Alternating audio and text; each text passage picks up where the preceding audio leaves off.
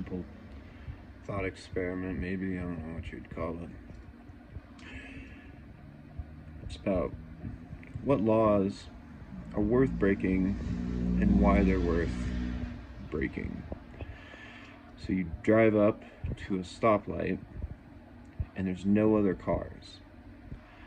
Behind you then are 20 or 30 cars that'll pile up and conjoin together. But crossways, there's no cars. And for 6 blocks in front of you is a completely open road. You break this law, you get to drive freely, uninhibited, and uninhibited, is that a word? Unbothered by anything, by the people behind you. You get to just go off. You drive slow, you drive fast, and do it safely because there is no conflicts of interest. But then you have this other person, like today, that I encountered. This is what spawned this idea, this question of somebody waiting to take a right turn on red who I can count, and they will wait an extra 10 to 15 seconds to make a double turn. Instead of getting into the lane, putting on your blinker, and properly merging over, which only takes a fraction of a second, they will wait the extra 10 to 15 seconds for a car in this lane that is about a block away from them. They will sit there and wait so that they can take a double turn. And if I'm coasting down the road and I'm 2 blocks away and I can literally see you sitting there staring at an open road with your blinker on, which law is worth breaking, per se? Which one actually provides more freedom and which one limits freedom? So you're choosing a law here to break that actually limited your freedom because you could have simply just taken the turn, put on your left blinker, gotten over to the middle of the left lane while this car was still approaching and you had no impact on them whatsoever, right?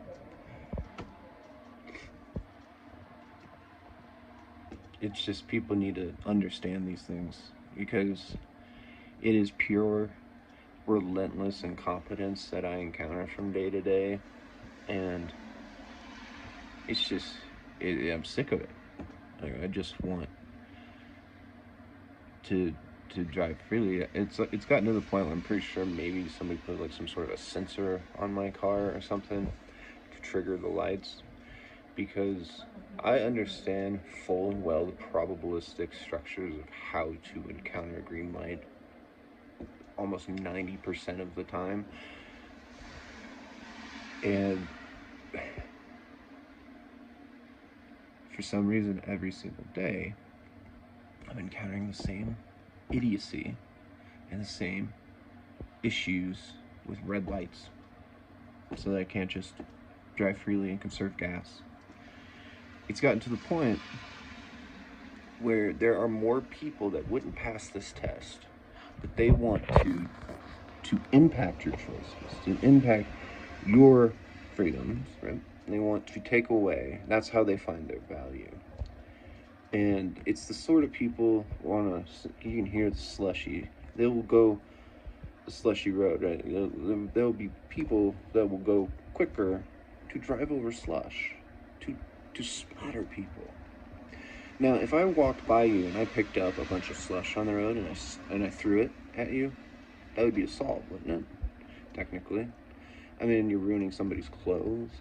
There could be gravel or ice chips, it could get in their eyes and blind them. But as soon as it's a car, it becomes a sort of game to people. And if I'm being assaulted first, that gives me a right to beat the living shit out of you, doesn't it? Because you assaulted me. I guess it goes down to the idea of, if I get back in my car and I chase them down, though, at what extent is me running up and punching somebody in the face and running away an initial assault? But if they chase me down, right, when does that become assault too? I mean, there's a lot of contradictions in the laws of stand your ground in homes that if somebody comes in and they rob you, you're not allowed to chase them out in the street and shoot them. Your stand your ground is an execution bias for preserving your life if it's genuinely threatened.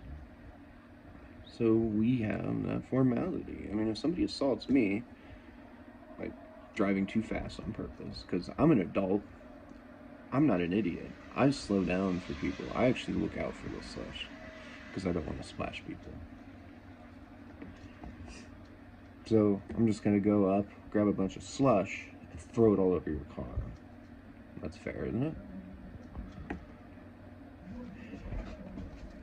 These laws and how to choose what is worth breaking are really what define Americans. It's right at the foundation of our entire country and our culture. To know what laws are worth breaking, when to break them, why you should break them. There's too many people that think that being decent is just wasting other people's time or obstructing other people's freedom of passage. When if you would just go, that car ain't gonna give a shit about you if they're, an actual intelligent human being. Especially if you get over into another lane. But you want to be decent to somebody else that you shouldn't be decent to, which is then resulting in you hindering somebody else because of your latency or your over consideration, over fragility. It's just, you gotta know the difference between all these things to call yourself an American. I mean, you can call yourself a citizen, right? I mean, you got the paperwork, but to really be an American, no, it's a philosophy. It's an ideology. It's not just coming from another country. Yeah, I get it, but that you want to call yourself an American, there's like a lot of racist people who'd be like, oh, you're not an American. Well, do you have the philosophical mindset? And you have to ask the main question: has our system and our philosophy, which is fundamental to all scientific structures and religious structures, has it spread out naturally and holistically? It's kind of being restricted upon, right?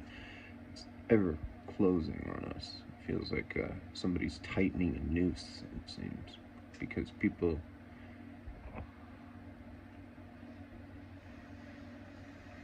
I don't know, it always goes back to participating in a community and stuff. And I got to see what community meant when the town genuinely needed people's help to defend it and prevent the forests from burning down. Everybody ran away.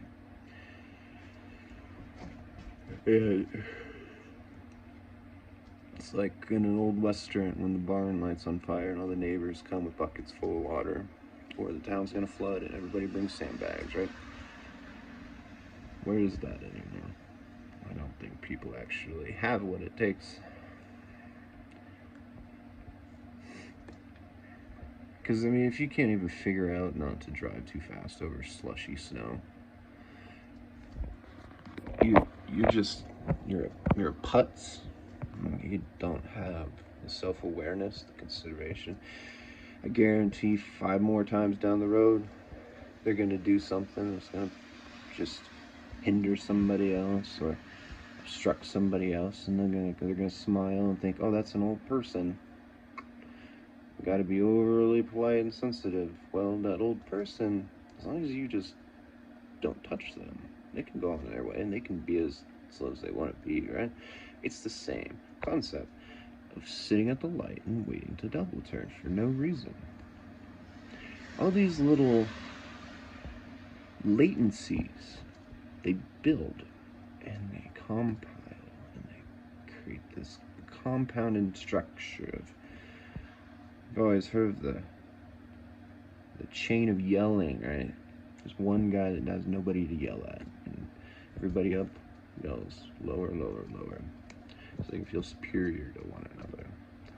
It's sort of why people drive over slush. And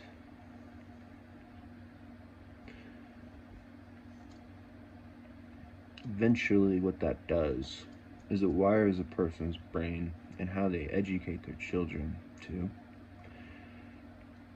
which slowly dumbs down society by generation of what they get away with, what they consider to be reasonable. Though they never have understood or studied the laws of free will, I haven't written my book yet, though I doubt anyone could comprehend it at this point. But in a civil structure of liberty, you would think that people could comprehend the basic paradox.